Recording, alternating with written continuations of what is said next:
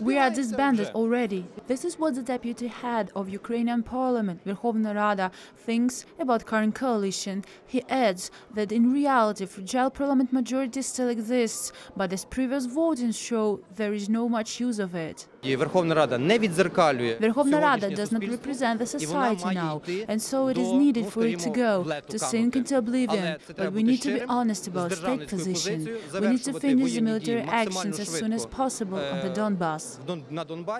First task of new president is to set the parliament elections. This is what members of parliament said in March. It was what the head of parliament said himself.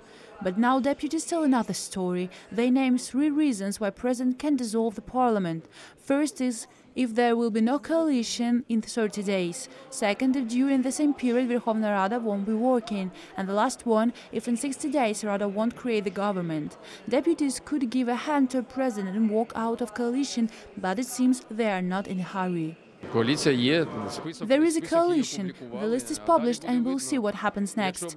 If they will just look for a reason to create conditions to set the early elections, then I think this is a very obvious variant. But I'm very sure that regarding all that is happening here in the street, people are interested in other issue.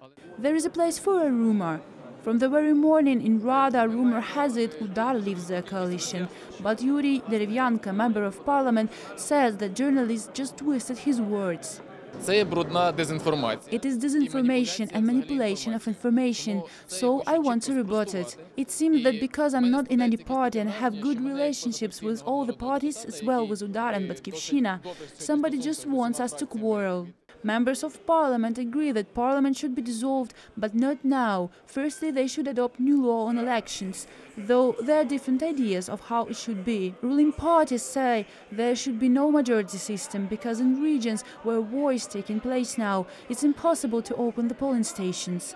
So more than 30 constituencies will be left without a representative. Our position is clear. In current situation and in situation of total political corruption that was while the times of majority system, is needed to go back to proportional elections. Also, we should consider the wishes of Venetian Commission that made a warning to those draft laws that were adopted. Firstly, it's obviously the law on elections. There are 4 of such draft laws. If on the next session week the working group will be formed, then in 7 more days law could be adopted, which will be something like a test on how effective the current majority is.